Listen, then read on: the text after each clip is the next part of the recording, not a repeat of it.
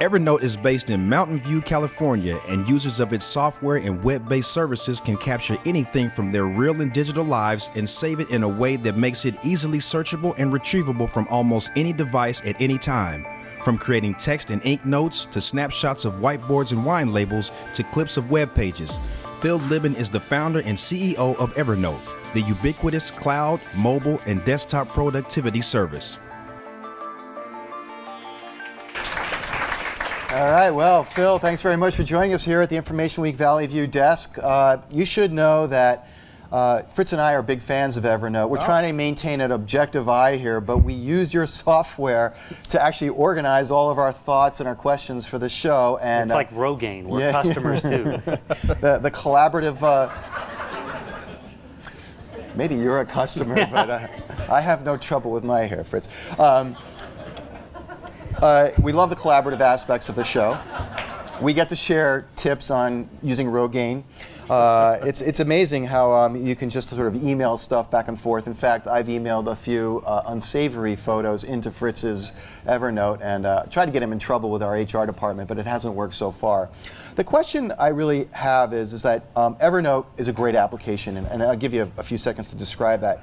But you also got this platform, I think you call it the trunk. Yep. And then you're investing in other companies. You recently acquired another company whose software we use, Sketch.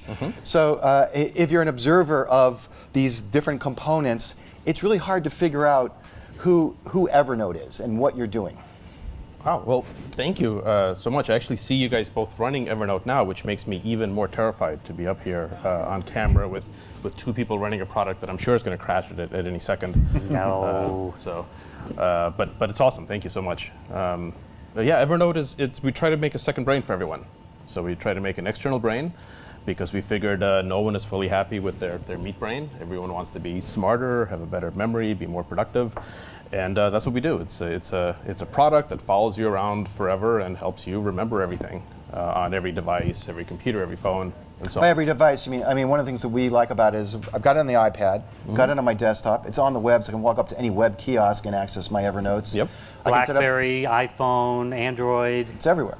Yeah. Yeah, and it really is a platform, but it's a platform for the world's memory.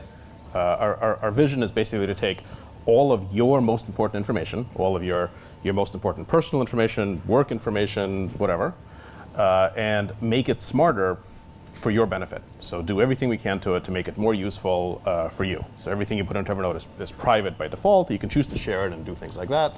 But in general, it's meant for you, for your information, as a way to relate everything together and make it smarter. And yeah, we have a full platform API for other developers to go and add functionality to this.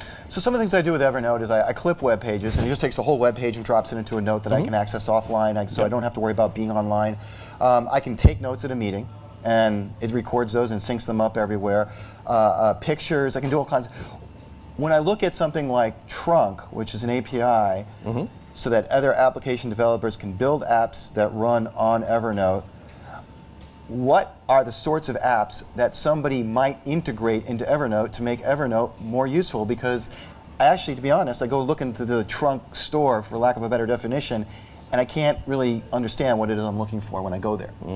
Well, the Trunk isn't the API. The Trunk is really our showcase of some integrated product. It's kind of a crushingly clever name for a showcase of third-party products. And so there's a bunch of stuff on there that we show off, but there's a lot more that has just been developed through the API. In fact, there's more than 10,000 developers that have written things in the API. There's only about 300 things in the Trunk that we think are kind of more consumer-friendly finished products. Such as?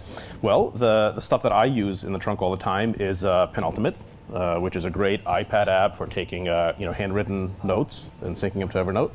I use Expensify, which is a really cool app for doing basically automating expense reports. So if I'm at a restaurant, I can take a picture of a receipt with my phone. I can also use Evernote Food to remember what I ate, and Evernote Hello to remember who I was there with, and then I can take notes in Evernote.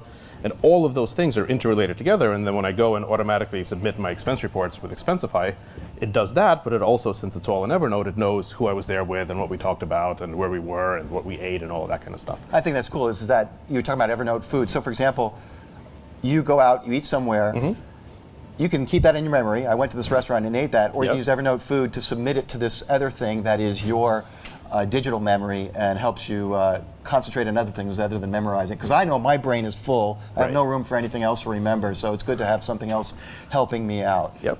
Yeah, we really, we build it for us. Well, really for me. I mean, it was Evernote is Scratching your own itch, so to say. Yeah, I wasn't getting any smarter, and I realized I needed something to make me smarter, and so we built Evernote. Well, Fritz doesn't get any smarter either. He might have a question for you. I do. I want to talk a little bit about Evernote in the enterprise, and I think maybe we started out with Evernote on the consumer side. At least that's where we found it, is personal use. But I know when you launched Trunk, SAP was there, for example. Still there. Yeah. Still there. So, how do you see it becoming more of a tool for the enterprise? Maybe describe what SAP has done and how you're seeing enterprises start to use it. Sure. Well, SAP actually built a system on top of Evernote that basically lets teams collaborate on making decisions, and lets you pull information from your Evernote account into these collaborative team rooms to help make decisions, but also store everything in Evernote so you have a record of the decision process. But Evernote in enterprise is going to be a really big thing for us.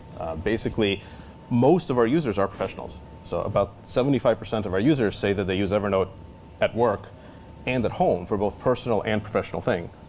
And so even though we only really target people as individuals, we don't sell to people as enterprise users or personal users. Like, everyone is just a human being for now, for the most part. But business users are the core Evernote audience.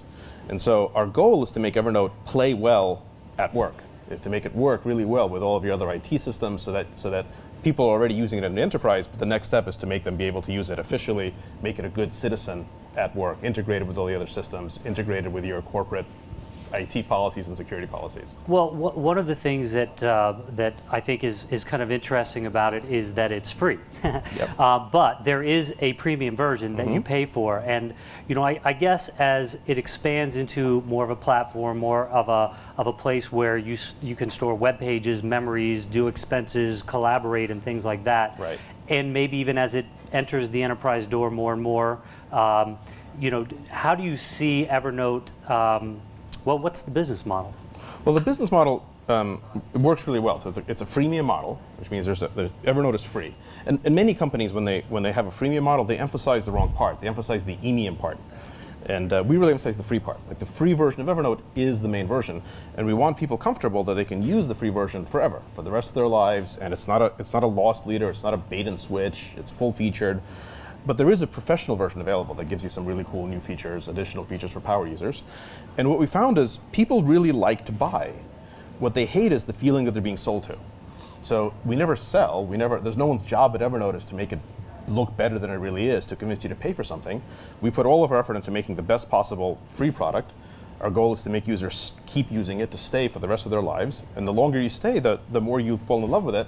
And once you're in love with it, you feel like paying. And the psychology totally changes. And so more and more people convert to our paid premium version, depending in direct proportion to how long they've been using Evernote. It is sort of viral like that. I mean, I think that in order to enable the collaborative version where Fritz and I could share notebooks, which we do for this show, Right. and also the bit where we can email stuff into each other's Evernote notebooks, because you have a lot of different notebooks.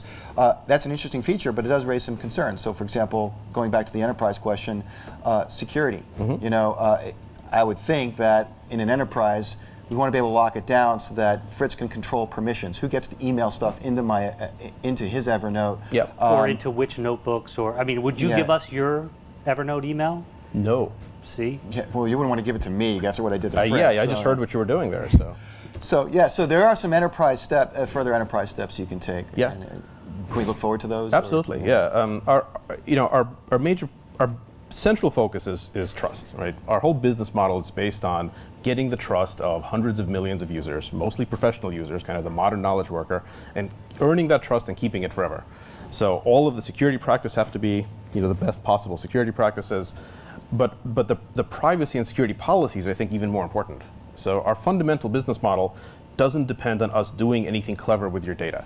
Like, we don't monetize your data. We monetize you by making you in love with the product. So we don't analyze your data. We don't do data mining. We don't use it to sell ads or drive affiliates. Like, we don't do anything clever with your data.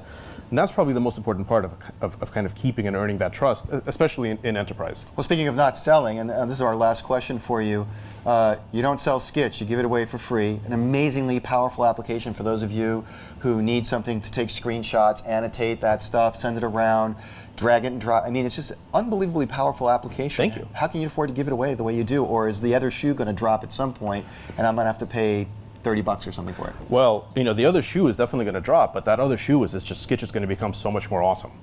It's going to be an awesome shoe. It's still going to be free. It's just going to be even better. And it's going to feed into the same monetization funnel that we have, which is make the best possible product, get people to use it for the rest of their lives, and the more you use it, the more likely you are to want to pay us $5 a month. And that's been working great so far. Yeah, I think it's a good point, and I was using Evernote for years, and I was never pushed to the premium version. I kind of had to go look for that information, and there were some features we wanted, so we did pay. So Yeah. I would encourage everybody to take a look at that. Our central business model is that it's more important that you stay than that you pay. And that's fundamentally true because it rhymes. And once we looked around for a business model until we found the rhyming one, and we said, that's it, we got it. We're sticking with it for 100 marketing years. plan. We'll have to remember that. Well, Phil, as with all of our other guests, we'd like to present you with a token of our appreciation for being on the show. Wow. An Information Week Valet View mug. Hopefully you'll drink some coffee out. Thank you. Or the other shoe will drop and we'll make you pay for it. That's right. Thank you so much. It's a razors and blades strategy. To fill it up with coffee, you're going to have to pay us.